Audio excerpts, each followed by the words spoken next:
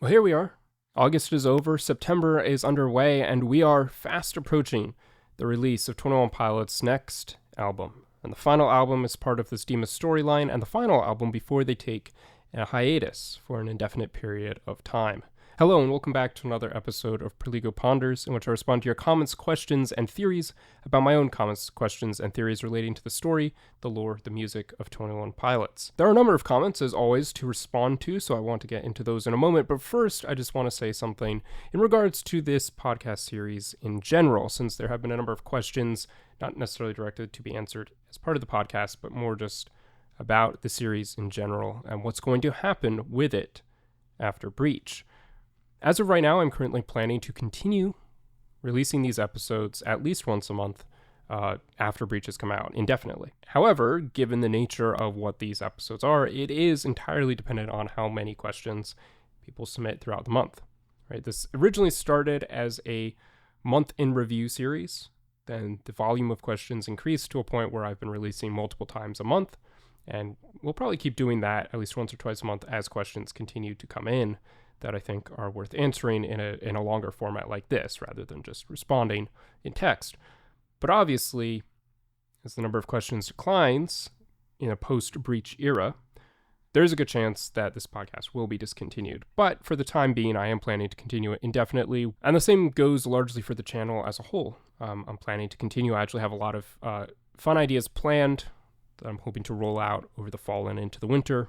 That should hint at a new direction, which I'm going to be taking the channel, but it's not an entirely new direction. It's still going to be largely focused around 21 Pilots and certainly music in general, but I may start discussing some other artists that I find interesting in addition to 21 Pilots. But again, more details on that in November and sort of that time period. Breach still hasn't come out at this point, so obviously it's a little uncertain exactly how everything is going to look and where everything is going to land in terms of a timeline for releases.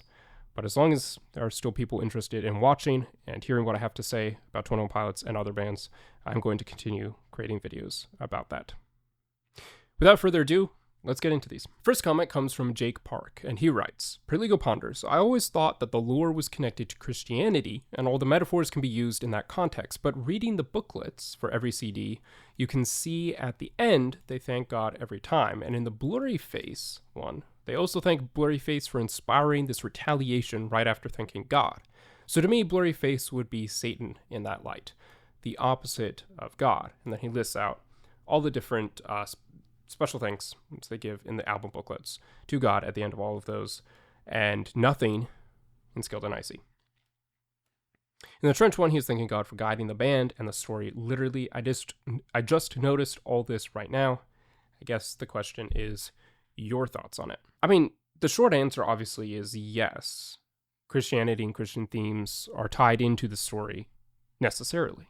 Tyler stated time and again that he and Josh are both Christians, and it's something which you see quite clearly in his music, certainly in their earlier music. His faith is something which plays a role in the music he creates, and by extension, the story which he tells. And he's been pretty clear about that. I do like the theory and the argument that others have made, so I won't take credit for this, but the idea that the song Clear is kind of the introduction to the lore, in the sense of Tyler saying he's still holding to his Christian values and his Christian themes and beliefs, but starting with Vessel, or really starting with Blurry Face, because you can still kind of see it in Vessel, but starting with Blurry Face and continuing onwards, he starts masking all of this more and more in the extended metaphor of the lore and the story. And so it's less clear exactly what he's trying to say for a number of reasons and in a number of different regards. Right? It isn't just less clear what he's trying to say when it comes to faith. It's also less clear sometimes what he's trying to say in other regards. It takes more interpretation and more work to understand some of these songs, especially during the Trench and Blurry Face eras. I felt like Clancy was a bit more explicitly clear, but even there, when the entire thing is couched in this extended metaphor of the story, everything becomes somewhat less clear. And that doesn't mean that there isn't still a truth underlying the music. Obviously there is. But he was very intentional, so the theory goes, in clear in telling us his faith hasn't gone anywhere. But it's just the way he's presenting it is going to change and be different to how it was. So yes, I think you were right in saying obviously, you can see the only exception was Guild and Icy, and there are lore reasons for why that was the case. Throughout all of the rest of their albums, there has been a special thanks given to God, which indicates that even if it's less explicitly laid out in the music, that Tyler still holds to his Christian faith. You can still see from this that he does. And so necessarily, given what the lore is and where that comes from, the Christian themes still play a role in all of that. It's just less on the surface, less on the nose. So hopefully that answered your question. The next comment is from FDP Real Stuff, and he writes, Dear Perligo, I have a question about your channel. Why did you name your channel Perligo? Also, is Perligo something I should know about in the Dima lore? In answer to that last question, no, it's not. The name did not come from anything really related to 21 Pilots. As some of you may know, I started this channel originally discussing film and philosophy, and as part of just generally having a channel to discuss things I was interested in, I also made a couple of videos talking about 21 Pilots and some theories I had related to their music, videos which I thought no one would ever watch. Turns out they kind of blew up, had an influx of an audience who was much more interested in that kind of content, and I was more than happy to continue discussing theories related to this band since I really enjoyed their music and so on. So I eventually shifted all the film and philosophy content off of this channel, and it exists somewhere else now. And so no, the name doesn't really have any connection to 21 Pilots or anything like that. It actually comes from a Latin word, perligo, perligere, which means to read over, read through, to scan, to survey, to run one's eyes over, to recount, to examine generally. And so perligo, translated directly, would mean I read through, I run over, I examine, I consider all this kind of stuff. So that's the origin of that name. It's basically just saying I review, I examine, I survey various topics and things like that. So that's where the name came from. No hidden lore connection or anything like that. Our next comment comes from Lo Martin, and he writes, For Perligo Ponders, I personally think Clancy is going to let Nico capture him, making him believe he's seized, in order to somehow attack from within. The whole album, the album presumably being Breach, sounds like he's in prison almost, in a way captured again and planning on doing something different. What could he do? Maybe build an army with the citizens of Dima. This is an interesting theory. I don't think there's much evidence to support it, unfortunately, but I do think this wouldn't necessarily be a bad direction to take the story in.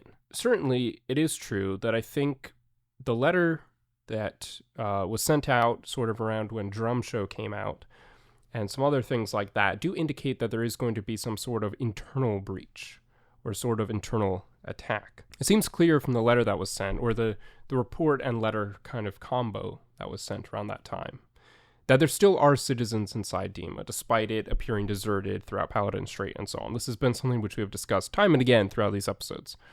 And it does seem now to be confirmed that there are citizens still inside the city of Dima.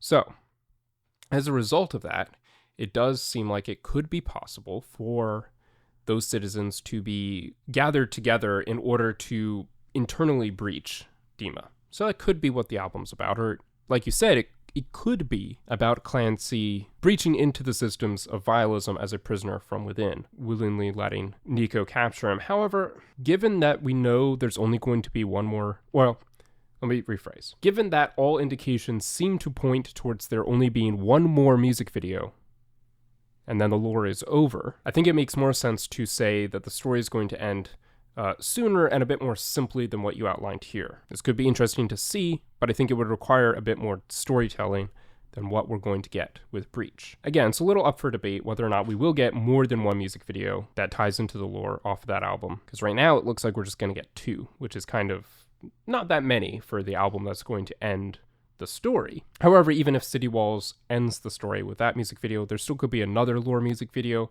somewhere in there, a bit of a flashback, but I don't think it would tie into expanding upon the story of the end in this way. But that doesn't mean that we won't get to see an army containing the citizens of Dima. In fact, there are some indications which seem to point towards the fact that we will see an army with the citizens of Dima, or at least a couple of citizens of Dima fighting, and so on. Next, we have a question from Stop Motion Master 07, who actually might be watching this episode as it premieres. He often shows up for the live premieres. And he writes, Perligo ponders, do you think Ned or Trash will come back or could have a chance to? Yes and no. There was a time when I thought certainly Ned probably would make a reappearance, and I thought it would be cool if Trash somehow tied back into the story. But again, based off the idea that we're working with right now, that there's just going to be one more music video, and that's City Walls, probably not. However, again, we could get another music video related to the lore, which could tell us more about Trash and who he is, do a bit more world building inside Dima without continuing the story in a linear fashion. But unfortunately, I do have to say right now, I don't think it's likely that we will see Ned or Trash return. Ned we have seen twice now, only once in terms of the lore story though, but he did get an entire Cozy Fireplace remix series. Trash we saw obviously in Saturday and slightly in the Outside as well. We saw him dying, really, or we saw his lifeless corpse being unseized. But it seems like they both kind of have had an equal representation within the story. And so because of that, because the story is coming to an end, I don't think we're going to see them return, especially because Trash is dead and Ned is kind of someone who exists on the island of Old Soy, and I don't think they're going back to the island, right? I think that was a chapter in the story, in the journey. So yeah, I don't think so. I think in a lot of ways that tweet from Tyler that he put out around the release of Drum Show, just before that song came out, confirmed that the story was about to end much sooner than it could have. Because there was a while there in which we were operating upon the idea that we might be getting 3 lore videos and that the final one would be the ending of the story. And so it wouldn't be the contract and then the end. It would be the contract, something else happens, and then the end. And that allowed for a lot more room to have different characters and so on brought back in, or new characters explored.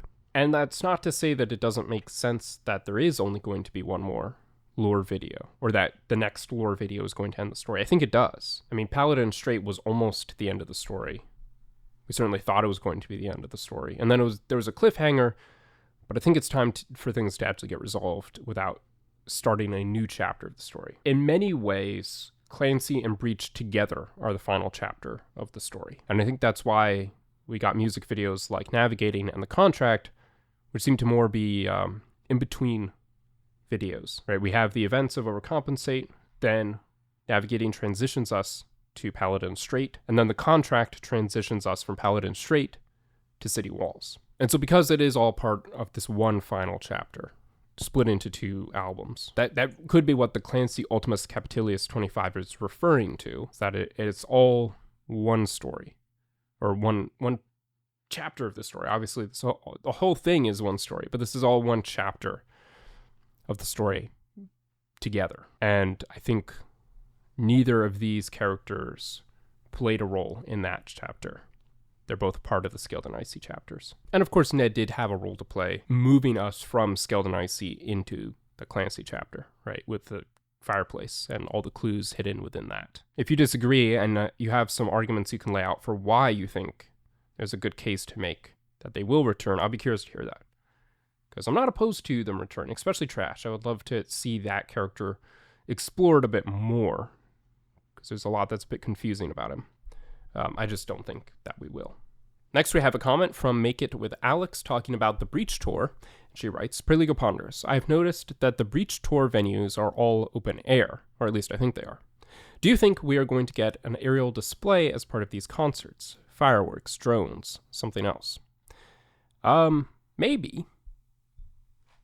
It is an interesting point that you raise, that they are all, or at least they all seem to be, from what I can remember also, in open-air amphitheater-like venues. We did see mini fireworks, I think. That might not be the technical term for them, but we saw something very similar to fireworks in the Clancy tour. We saw something which behaved like a firework in a lot of ways, but obviously didn't burst into a big display in the air because it couldn't. But it is an interesting point. Maybe maybe there'll be some drone component with this. It's strange that they're intentionally choosing to do all of this in an open air context. So I'm curious to see what that will end up looking like, or what explanation we'll be able to give for that decision once the tour starts in earnest. Perhaps those of you who are more frequent concert goers and have been to like kind of bigger tours that are all dedicated to an open air experience will have some knowledge of, in a concert setting, what kinds of performative things can be added to the show only in an open air experience. Because drones sounds cool, but there's something about it that makes it seem like that's not quite what they're going to do. But they could.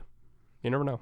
They do keep wanting to get bigger and better with every tour, so maybe. Next, we have a comment from Yvette, the Festival Princess, who writes, Perligo Ponders, something I've always found odd was at the end of the Paladin Street music video, when Clancy enters the top of the tower.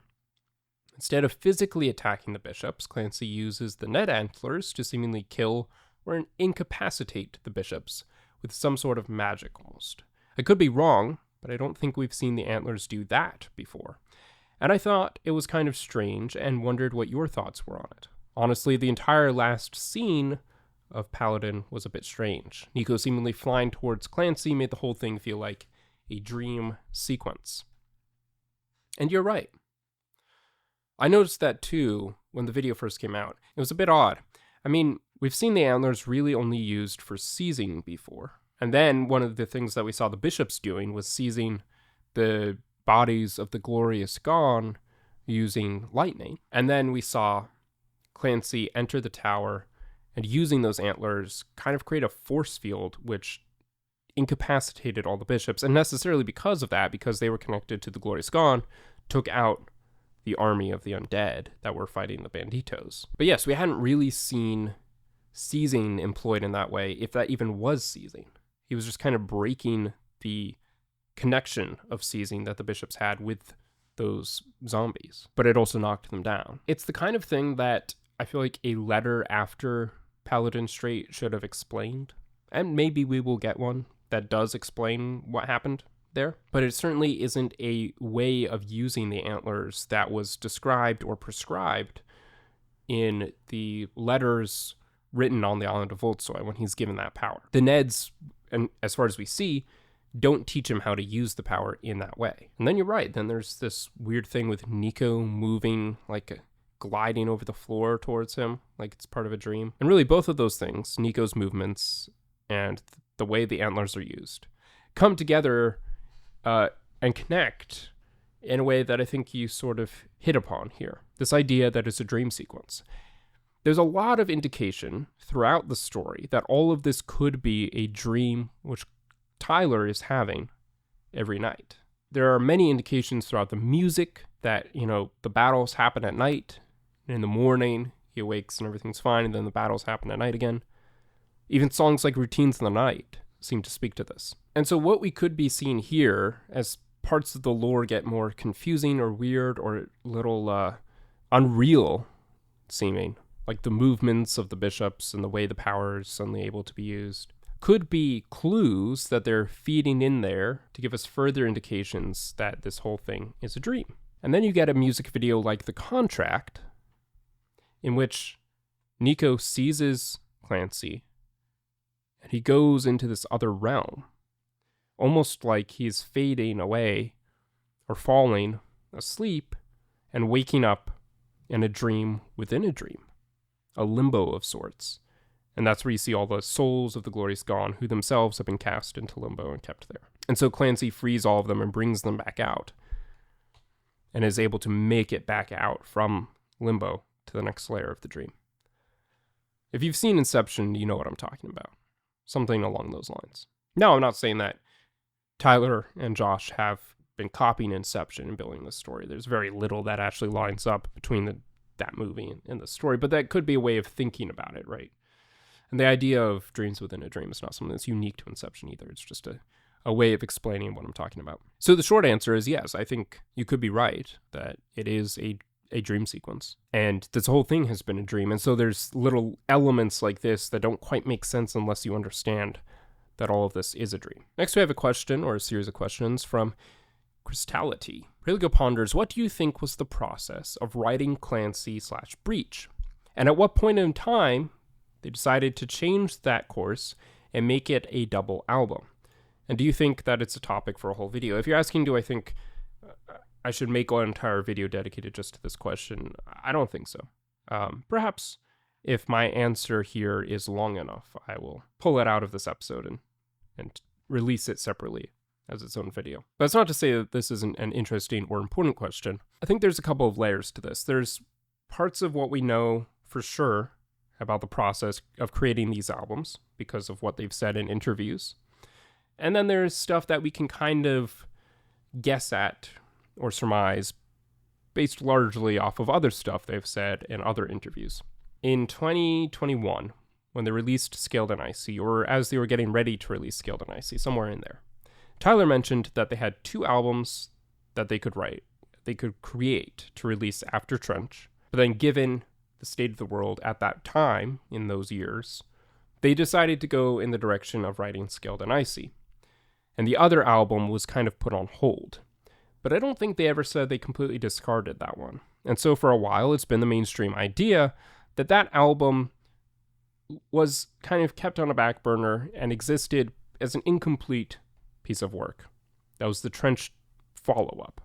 Scaled and Icy is kind of a chapter that sits in between Trench and what was to come next. Obviously, it represents a shift in a lot of ways, stylistically and so on. And so while it is the next chapter in the story, it isn't necessarily the sequel to Trench that I think either we as an audience or they as a band envisioned. So then Scaled and Icy comes out, they mention this, and so that kind of seems to be a hint at where the next album is going to go. But then Clancy comes out, and they mention, as that album's being rolled out, that most of it was written over that past year. Not necessarily all of it, but most of it. So then that left everyone wondering, okay, well, what about this album from 2021, or that they mentioned in 2021, but which they probably started writing in like 2019 or something? What happened to that album, or those songs? So it's kind of been the assumption that essentially what happened is they took that collection of songs, they wrote a bunch of new songs, and that became the Clancy Breach collection, I suppose I should say. That's kind of been the common understanding. I think that makes a lot of sense. And we also saw in the interview that they did right after the contract came out that they mentioned they were writing Clancy and knew that it was going to have more than those 13 songs on it. And originally they were just going to kind of release another version of Clancy that had however many more songs in addition, right? A Clancy Part 2. But then they decided they wanted to very much differentiate it so it didn't get confused as like a bonus edition of the album or anything like that. They wanted it to be its own separate body of work. It seems like they might have had a different name in mind than Breach. They might have had like Clancy Ultimus Capitulus in mind as Breach, in mind as the name. And then they decided, okay, let's call it Breach and let's differentiate it even more from this other album so that it exists on its own, even though it's definitely a second part of Clancy. So I don't know that they ever changed course in order to make it a double album, because I think they always knew, as they've mentioned, that there were going to be more songs in Clancy than what they originally released with that album. I think in large part that was probably due to the fact that they didn't want to end the story right when Clancy came out.